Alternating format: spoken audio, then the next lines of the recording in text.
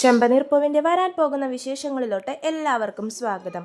അപ്പോൾ നമ്മുടെ വർഷയുടെ അമ്മ ശ്രീകാന്തിനെ ആരും കണ്ടിട്ടില്ല എന്നൊക്കെ പറഞ്ഞ് താലിമാറ്റൽ ചടങ്ങ് അതിഗംഭീരമായി നടത്താൻ വേണ്ടി പ്ലാൻ ചെയ്യുവാണ്. ശ്രുതിയുടെയും താലിമാറ്റൽ ചടങ്ങ് അതേ വേദിയിൽ തന്നെ നടത്താമെന്ന് നമ്മുടെ ചന്ദ്രയും പറയുന്നുണ്ട്. അപ്പോൾ അങ്ങനെ രണ്ട് ഫാമിലികളും വളരെ ആഘോഷമായിട്ട് നടത്താൻ തീരുമാനിച്ചിരിക്കുകയാണ്. ശ്രുതിയാണെങ്കിൽ ശ്രുതിയുടെ അച്ഛൻ അവിടെ നിന്നും ഫ്ലൈറ്റിൽ കയറിയിട്ടുണ്ടെന്നും ഉടനെ തന്നെ ഇവിടെ എത്തും എന്നൊക്കെ പറഞ്ഞ് ചന്ദ്രയെ പറ്റിക്കുവാണ്. ശരിക്കുള്ള അച്ഛനില്ലല്ലോ ശ്രുതിക്ക്, അതുകൊണ്ട് ഓരോ കള്ളങ്ങൾ പറഞ്ഞ് അങ്ങനെ ഇങ്ങനെ പോകുവാണ് ശ്രുതി.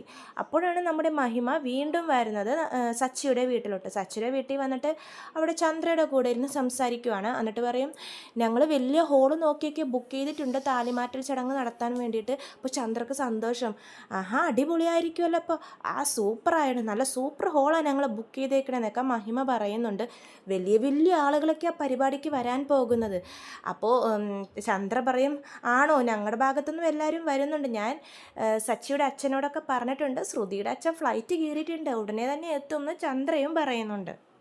മഹിമ അപ്പോൾ ചന്ദ്രയോട് പറയുന്നുണ്ട്, എനിക്കൊരു കാര്യം പറയാനുണ്ടെന്ന് പറയുമ്പോൾ ചന്ദ്ര പറയും, എന്താണെന്ന് വെച്ചാൽ പറഞ്ഞോ, കുഴപ്പമില്ല എന്ന് പറയുമ്പോൾ മഹിമ പറയുന്നുണ്ട്, അത് പിന്നെ ഈ ചടങ്ങിൽ എൻ്റെ റിലേറ്റീവ്സ് എല്ലാവരും വരുന്നുണ്ട്. അപ്പോൾ ചന്ദ്ര പറയും, അത് പിന്നെ ഒരു ചടങ്ങാകുമ്പോൾ റിലേറ്റീവ്സൊക്കെ വരില്ലേ, അതിനെന്താ?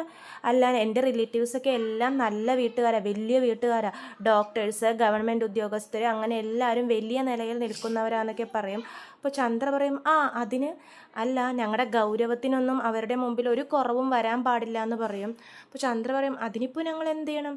അല്ല, ഇവിടുത്തെ അച്ഛൻ്റെ റിട്ടയർമെൻറ്റ് ഫംഗ്ഷൻ എന്താ നടന്നതെന്നൊക്കെ അറിയാലോ അമ്മക്ക്. മറ്റേ സച്ചി എന്തൊക്കെ പ്രശ്നങ്ങളാണ് അവിടെ ഉണ്ടാക്കിയത്, അതുപോലൊരു പ്രശ്നങ്ങൾ ഈ ചടങ്ങിൽ ഉണ്ടാവാൻ പാടില്ല എന്ന് മഹിമ ചന്ദ്രയോട് പറയുന്നുണ്ട്. മനഃപൂർവ്വം അവരുടെ കുടുംബത്തിലൊരു പ്രശ്നം ഉണ്ടാക്കാൻ വേണ്ടിയിട്ടാണ് മഹിമ ഇങ്ങനെ പറയുന്നത്. അപ്പോൾ പറയുന്നുണ്ട്, എൻ്റെ വർഷം ഇങ്ങനെ ഒളിച്ചോടിപ്പോയി കല്യാണം കഴിച്ചതിൽ കുടുംബക്കാരെപ്പോഴും കുറ്റം പറിച്ചില്ല, ഈ ചടങ്ങിലൂടെ ഞങ്ങൾക്ക് അതൊക്കെ ഒന്ന് മാറ്റിയെടുക്കണം. അപ്പോൾ 4 ആളുടെ മുമ്പിൽ ഞങ്ങൾക്കൊരു നാണക്കേട് ഉണ്ടാവരുതെന്നുണ്ട്.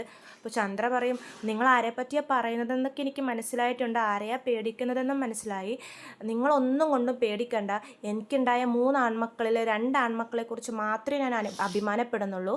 അത് നമ്മുടെ ശ്രുതിയും ശ്രീകാന്തുമാണ്. സച്ചിനെ കൊണ്ട് എപ്പോഴും തലവേദനയാണ്, അവൻ എൻ്റെ മോനായി പിറന്നല്ലോ എന്നോർക്കുമ്പോൾ എനിക്ക് ദേഷ്യം വരുന്നുണ്ടെന്നൊക്കെ ചന്ദ്ര സച്ചിയെ കുറ്റപ്പെടുത്തി പറയുവാണ് അവരുടെ മുമ്പിൽ.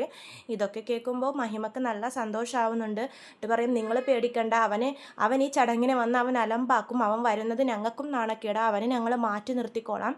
രവീന്ദ്രനോട് സച്ചിയുടെ അച്ഛനോട് ഞാൻ പറഞ്ഞോളാം, നിങ്ങളൊന്നും കൊണ്ടും പേടിക്കണ്ട, പൊയ്ക്കോന്നൊക്കെ പറഞ്ഞ് മഹിമയെ പറഞ്ഞു വിടുവാണ് ചന്ദ്ര. അത് കഴിഞ്ഞ് രവീന്ദ്രൻ വരുമ്പോഴേക്കും ചന്ദ്ര ഭയങ്കരമായിട്ട് രവീന്ദ്രനെ സോപ്പിടാൻ നോക്കുവാണ്. അപ്പോൾ രവീന്ദ്രൻ പറയുന്നുണ്ട്, എൻ്റെ അടുത്ത് നിന്ന് എന്തോ കാര്യം നിനക്ക് സാധിക്കാനുണ്ട്, എന്താണെന്ന് വെച്ചാൽ പറഞ്ഞോ എന്ന് പറയുമ്പോൾ ചന്ദ്ര പറയുന്നുണ്ട്, ഇന്ന് വർഷയുടെ അമ്മ ഇവിടെ വന്നിട്ടുണ്ടായിരുന്നു. അപ്പോൾ പറയും, അവരന്ന് വന്നതല്ലേ, എന്നിട്ട് ചടങ്ങ് നടത്തണം എന്നൊക്കെ പറഞ്ഞത്. അല്ല, ഒരു വലിയ ഹോള് നോക്കി അവർ ബുക്ക് ചെയ്തേക്കുന്നത്, ഒരുപാട് വലിയ വലിയ ആൾക്കാർ വരുന്നുണ്ടെന്ന്, ഡോക്ടേഴ്സ്, എൻജിനീയേഴ്സ്, ഗവൺമെൻറ് ഉദ്യോഗസ്ഥർ. അതിനെന്താ, വരട്ടെ. പറയും, അല്ല, അവരുടെ മുമ്പിലൊന്നും അവർക്കൊരു നാണക്കേട് ഉണ്ടാകരുതെന്ന് പറഞ്ഞു. അപ്പോൾ രവീന്ദ്രൻ ചോദിക്കും, നാണക്കേട്? എന്ത് നാണക്കേട്? അല്ല, അന്ന് നിങ്ങളുടെ റിട്ടയർമെൻറ്റ് ഫംഗ്ഷന് എന്തൊക്കെ അലമ്പാ ഇവിടെ നടന്നത്, അതുപോലെ എന്തെങ്കിലും നടക്കുമെന്ന് അവർക്ക് നല്ല പേടിയുണ്ട്. അപ്പോൾ അതിനെന്ത് ചെയ്യണം എന്നാണ് പറയുന്നത്? അല്ല, സച്ചിയോട് ഈ പരിപാടിക്ക് വരണ്ടെന്ന് നിങ്ങൾ പറയണം എന്ന് പറയും. അപ്പോൾ തന്നെ രവീന്ദ്രൻ്റെ മുഖമൊക്കെ മാറുവേ. നീ എന്താ ചന്ദ്ര ഈ പറയുന്നത്? സച്ചി നമ്മുടെ മോനല്ലേ, അവനോട് ഞാൻ എങ്ങനെ ഈ പരിപാടിക്ക് വരണ്ടെന്ന് പറയും? അല്ല, അങ്ങനെ അവരൊക്കെ വലിയ വീട്ടിലെ ആൾക്കാരല്ലേ, സച്ചി വരണ്ട, അതൊരു നാണക്കേടാണെന്ന് ചന്ദ്ര പറയുവാണ്. എന്നവരുടെ അമ്മ പറഞ്ഞു. അയ്യോ, അവരുടെ അമ്മ അങ്ങനെ പറഞ്ഞില്ല, അവൻ വന്നാൽ പ്രശ്നങ്ങൾ ഉണ്ടാക്കും ആ പരിപാടിക്കെന്നാണ് പറഞ്ഞത്. അത് തന്നെയല്ലേ ഇതും, അവർ പറയാതെ പറഞ്ഞു സച്ചി വരരുതെന്ന്. അപ്പോൾ സച്ചിയും രേവതിയൊക്കെ ഇതൊക്കെ കേട്ട് ഭയങ്കരമായിട്ട് വിഷമിച്ചിരിക്കുവാണ്. സച്ചി പറയുന്നുണ്ട്, അല്ലെങ്കിൽ ഞാൻ പരിപാടിക്കൊന്നും വരുന്നില്ല അച്ഛാ, നിങ്ങൾ പോയിക്കോ എന്ന് പറയുന്നുണ്ട്. അപ്പോൾ രവീന്ദ്രൻ പറയും, സച്ചി പങ്കെടുക്കാത്ത ഫംഗ്ഷന് ഞാനും പങ്കെടുക്കില്ല എന്ന് രവീന്ദ്രൻ പറയും. രേവതി പറയും, ഞാനും പങ്കെടുക്കില്ല എൻ്റെ ഭർത്താവില്ലാത്ത ഫംഗ്ഷന്, നിങ്ങൾ മാത്രം പോയിക്കോ എന്നൊക്കെ എല്ലാവരും കൂടി ചന്ദ്രയോട് പറയുന്നുണ്ട്. ചന്ദ്രക്ക് അപ്പോൾ വിഷമമാവട്ടെ, രവീന്ദ്രനൊന്നും വരില്ല എന്ന് പറയുമ്പോൾ, എന്നാൽ നിങ്ങളെന്തിനാണ് വരാണ്ടിരിക്കുന്നത്, സച്ചി വരാതിരുന്നാൽ മതി, അവൻ വന്നാൽ അവൻ്റെ വായ വെറുതെ ഇരിക്കില്ല, അതുകൊണ്ടല്ലേ പറയുന്നതെന്നൊക്കെ പറയുന്നുണ്ട്. സച്ചിയുടെ മുഖം അപ്പോൾ കാണണം കേട്ടോ, പാവം തോന്നും. അപ്പോഴാണ് വർഷയും ശ്രീകാന്തൊക്കെ വരുന്നത്. അവരോട് ഈ കാര്യം പറയും, മഹിമ ഇങ്ങനെയൊക്കെ വന്ന് പറഞ്ഞു എന്ന് പറയുമ്പോൾ വർഷക്ക് ഭയങ്കര സങ്കടമാവും. വർഷ പറയുന്നുണ്ട്, എൻ്റെ കല്യാണത്തിന് ഞങ്ങൾ ഒളിച്ചോടി പോയി കല്യാണം കഴിച്ചുകൊണ്ട് തന്നെ ഞങ്ങളുടെ കൂടെ ആരും ഉണ്ടായിട്ടില്ല. അപ്പോൾ ഈ താലിമാറ്റൽ ചടങ്ങിനെങ്കിലും നിങ്ങളുടെ എല്ലാവരുടെയും അനുഗ്രഹം ഞങ്ങൾക്ക് വേണം, നിങ്ങളെല്ലാവരും വരണം എന്നൊക്കെ വർഷ ഭയങ്കര കാര്യത്തിൽ പറയുന്നുണ്ട്. ശ്രീകാന്തിനും വളരെ സങ്കടമാവും ഇത് കേൾക്കുമ്പോഴേക്കും. ശ്രീകാന്ത് പറയും, അച്ഛാ സച്ചിയേട്ടാ എല്ലാവരും വരണം, ഇങ്ങനെയൊന്നും ദേഷ്യമൊന്നും വിചാരിക്കല്ലേ, ഞങ്ങളുടെ ആഗ്രഹമല്ലേ നിങ്ങളൊക്കെ ഞങ്ങളുടെ ഈ ചടങ്ങിൽ ഉണ്ടാവണം എന്ന് പറയുവാണ്.